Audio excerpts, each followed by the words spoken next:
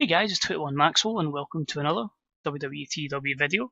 We're now at our Tag Team Invitational tournament that we hold every October. This is the third one, and this will steer us into the Mae Young Classic next week and then the World Grand Prix before we head up to Survivor Series.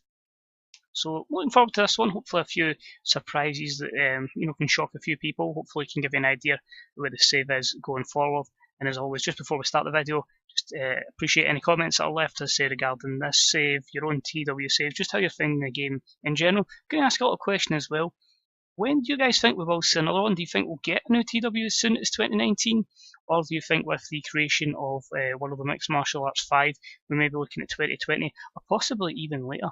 Really just intrigued to know what people's thoughts are in that. Not that I'm asking for a new one, I'm just kind of gets you thinking a wee bit. But yeah, apart from that, as always, usual shout outs, any likes, comments, subscriptions, they're always deeply appreciated. Any shares, retweets as well. It does go on Twitter at 21Maxwell. And yeah, just keep support the rest of the community, either for the Grey Dogs or for the forums or the Fantasy Bookers subreddit.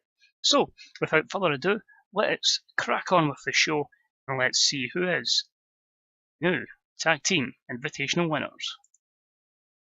So we start off the show. It's a sold out 50,000 in the Aloha Stadium in Hawaii. Just thought it was a good place to have the show today. We start off in the ring with Braun Strowman, Bray Wyatt, and who they're feuding with at the moment, Kota Ibushi. And it's basically just a case of Bray's just laughing at them. They're going to be the favourites. They are, as I say, the WWE World Tag Team Champions. They're just laughing, just saying, beat you up week after week. You know what I mean? What chance have you got? You've even got a partner for this tournament. So it gets the show off to a strong start. It gets the crowd hotter. Ibushi performed poorly, but the storyline advances with an A99 segment, which I think we all know where this was going straight away. This leads to Ibushi being attacked by both Wyatt and Strowman, but seeing the assault, the recently fired SmackDown superstar and brand new Raw superstar Kenny Omega comes in, running, fights them both off and saves Ibushi from a serious beating. This A100 also leads to the opening match in the tournament, which is of course the Golden Lovers against Wyatt and Strowman. We got the crowd hotter and the storyline gained a bit of heat. So we start off the show then for first round match, and it's a great way to start it. It was a bout with superb wrestling and great heat. Kota Ibushi and Kenny Omega defeat Braun Strowman and Bray Wyatt in 2026 when Kota Ibushi gets revenge on Bray Wyatt by pinfall with a standing shooting star press. A93, Bray was off his game, but he got an 88 performance. I'm feeling hopefully this can be the storyline that does get Kenny Omega to the main event. That's where I want him, and as I say, it's been pretty difficult so far, so I'm hoping that we can get him there. But an 83 is fantastic. I'm delighted with that. And yeah, as I say, everybody else with stellar performances. There are a lot of upper mid-card and main eventers just in the main event. Next first round match was a decent matchup. In English and Elias defeated the former tag champs Switchblade Jay White and CJ Robinson at the Exiles in 11:37, when Elias defeated CJ Robinson with a top rope double stomp, B78. CJ was off his game, but this is a push of Aiden English and Elias. And yeah, just absolutely delighted that they've managed to slowly put together a little tag team as we give them a push. Next up was 4 tag teams that didn't get matches in the tournament, so just decided let's put them together in a fatal 4-way matchup. And it was a decent match that saw the Young Bucks, yes, the Young Bucks went in the tournament, them, the Authors of Pain and Red Dragon and Bad Influence in 14:40 when Nick Jackson defeats Bobby Fish with a 450 splash. Rezar was the weak link. I've been trying to push the Authors of Pain, but obviously with Rezar going to do MMA, it's not a great push. But it's given them opportunities. We'll see if they can handle them so they can be an effective tag team when he's back from his MMA fight. But yeah, Young Bucks pick up the win. Just shows a good opportunity for them. So let's see what's next. Squash match, just to break up the show a little bit. It was about the terrible wrestling, non-existent crowd heat, and Killian Dane defeats the Hurricane in 1:27 by pinfall with a Ban River boot. So it's a D+50. We're really just, as I say, putting Killian Dane over as a monster, obviously the bodyguard of, as I say, Fergal Devitt. So I mean, yeah, just making him look dominant here, giving him a good bit of spotlight. on pay-per-view. And yeah, just delighted with that. So no work for improvements, didn't think that with a short match, both men holding back storytelling. Next up in the first round, it was a matchup that had great wrestling and a decent reaction from the crowd, and it saw Kevin Owens and Sami Zayn defeat the Revival in 15:01 when Sami Zayn defeated Scott Dawson with a haluva kick. Scott Dawson was the weak link. Amazing to think though, this got an A92. This was only a 15-minute match. Fair enough, it increases the storyline because these two are together, but like, if that's not cap, man, that could have possibly been a 5-star match. But great performances always by KO and Sami, and they take their place in the next round.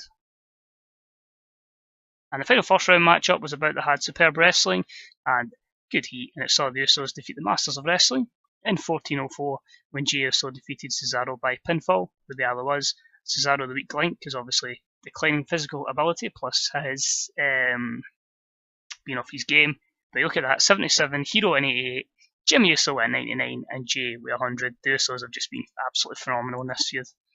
And yeah, so a bit of decline there, but overall, pretty happy. Next up, we've got the new Cruiserweight Champion. Obviously, he won the tournament last week. I done a match on SmackDown, allowing Gable to beat Ciampa. So he's obviously, Ciampa wants a rematch. Ricochet wants involved. So yeah, we're going to get an awesome triple threat here. A-star 97 as Gable defends his new title against Ciampa and Ricochet in a triple threat. Match itself was pretty good. It was superb. Chad Gable defeats Ricochet and Tommaso Ciampa in 21:28 when Gable defeated Ricochet by pinfall, making the first defence of his Cruiserweight title. B+88, 3 stellar performances, a good showcase for Ricochet as well. A couple of skill improvements in the Rumble department, negatives, Gable's inconsistency, but overall, good spotlight. Next up, just a promo then for the Usos, cutting a promo before their finals match. It's going to be a fatal 4-way final, just decided to go with that instead of the usual. It would have been usual Usos, KO, and all that's main event. So I just thought, let's make it a fatal 4-way, let's change it up a wee bit. So yeah, it was an A92, just documenting how they're the best team around here. You know, they should be tag team champion. So yeah, pretty good with that. A92, as I say, just solid.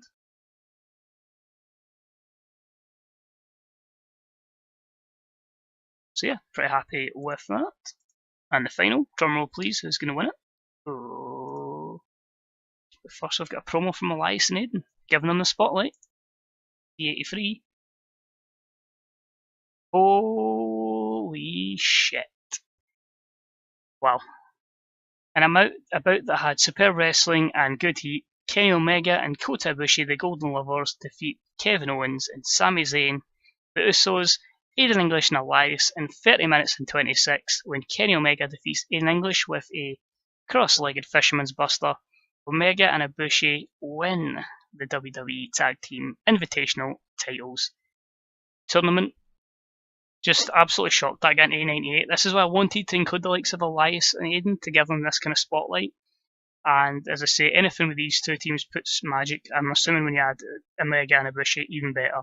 Just phenomenal. Disappointing this is so far down the card. This easily could have main evented. But your winners of this, and of course a future tag team title shot, the Golden Lovers, Omega and Ibushi.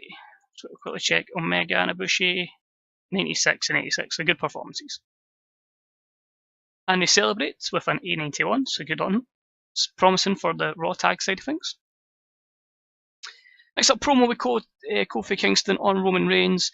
Basically, Roman's a bit of a dick on SmackDown, missed an appearance. I find him, the Usos, and Dean Ambrose all took offence. So Kofi's been pretty much burying Roman in this feud so far. So, promo from Kofi, B+89. Match itself was a 5-on-5, as I tend to do in these kind of shows, just to make sure the rating's high. Turns out obviously this one wouldn't have needed it. But and about that had superb wrestling and great heat. It was a team of Kofi, Dean Ambrose, Baron Corbin, Dana Brooke and Sasha Banks defeating Roman, the Velveteen Dream, Seth Rollins, Charlotte and Paige in 21:31 when Sasha Banks defeated Paige by submission, giving Sasha a good win that she really needed. As I say, I've not really pushed Sasha, so as I say, she'll probably get something in the upcoming months. But a couple of storylines advance, some lose heat, some gain heat. Sasha was a weak link with a 69 performance because she's really dropped a lot recently because of that injury she had, so it's up to us to really push her to the next level. Promo from Randy Orton on Andrea Cianalmas, just really hyping up this rookie versus legend storyline. And then the main event, and about they had great wrestling and good heat, it was the team of Bo Dallas, Aleister Black, Jason Jordan, Rusev and Randy Orton defeating Devitt, The Miz, Daniel Bryan, Cien Almas and Samoa Joe in 2021 when Jason Jordan yet again upsets Daniel Bryan by pinfall. So an A95, fantastic. As I say, we are really pushing Jason Jordan strong, so he gets the win over Bryan again as they'll feud for Jordan's title. A lot of skill improvements, which is why I like doing these matches and these kind of events, and yeah, good way there. However, there is a however. Bo Dallas decides, the beatdown's been made. He's cashing in his Money in the Bank contract. A-star 100. Bo Dallas 100 segment. Improvised well. Crowd are absolutely buzzing. He's getting better at his gimmick.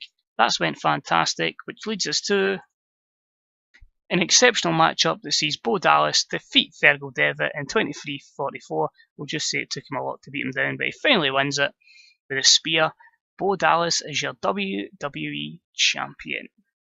E93, Dallas win 89, Devitt win 95. The storyline continues and advances with this, and we end the show with Bo celebrating, coming across well with an A93. So we just increased popularity in 11 regions. We did overuse Elias and Even English, but it's this kind of exposure which will help them hopefully get out push to mid-card. As I say, when you look at it, 30 minutes in the matchup with the final, 5 minutes for the promos, 35, plus their other match against XLs, 45 minutes for a mid-card act. I could see why you would be a bit complaining and being overused. But a fantastic A92. Just kind of wish we did have the title match at the end with the tournament, but when you're doing a Money in the Bank cash-in, I felt tonight was the night, and Bo Dallas is the new WWE Champion, which will lead a lot of questions going forward because Devitt, remember, is the Universal Champion. What happens next remains to be seen. So Bo Dallas will get the props here. I'm going to give Cesaro them just because he's getting morale issues. And Kenny Omega, since he finally had a good showing. So Bo's pleased, Cesaro's pleased, and Kenny's pleased. As we head to the main screen.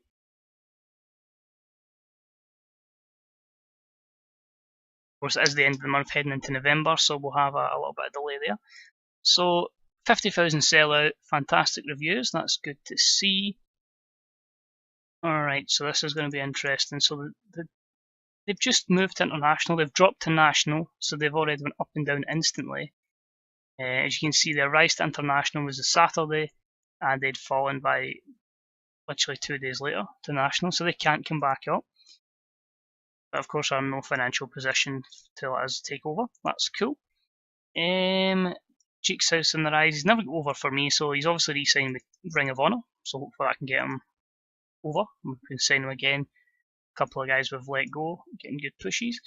This is interesting. Devitt's contract's up. TNA is interested. New Japan's interested. Let's click on them because, as I say, we can't afford to lose one of our top guys. We're the only one who's seriously considering it as a massive contract. They asked for 60,000, but a 4-year deal would take him into 43, miles higher than anything that New Japan's offering. I'm assuming by this that TNA have already withdrew their interest, so that's cool. As we just give Alpha a new contract, he's more one for the future. We'll probably send him down to development. We are looking to extend Caitlin's contract as well as bringing in Shelton Benjamin for a short run. Really kind of not really doing the Hurricane role, but he'll be there. So let's have a look. National battles, first in Canada, first in Japan. Okay. We don't have anything really indicating to us that,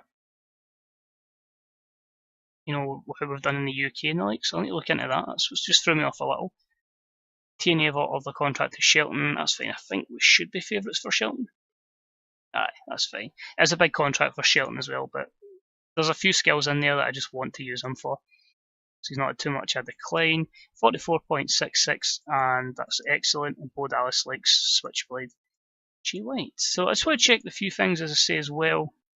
So I say we'll have the Mae Young Classic and the World Grand Prix, that's to come. A few people unhappy not being on the show.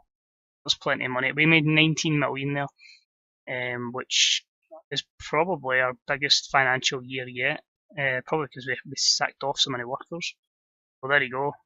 6 million was a big cost there, and I don't know where we've made the big money. Seems to be in ticket sales. So yeah, obviously ticket sales, running the big pay-per-views. Well, that kind of would sum it up then. So that's fair enough. I can deal with that. But size, yeah, we are still as big as always, international company. Don't intend to leave for there. National battles, yeah, it just seems to be us in the Japan. Quite a few in Japan and that, but yeah, fair enough. The company's in a good position. We'll just hope to keep this up, and yeah, hope you enjoyed the few wee swerves there, as it takes us into the run to Survivor Series. What happens between Bo Dallas and Fergal Devitt, and what's next for the Golden Lovers. So cheers for watching, guys. Take it easy, and I'll see you next time for either the Mae Young Classic or the World Grand Prix. Probably the Mae Young Classic to lead us in to the Grand Prix. But cheers. See you later. Bye bye.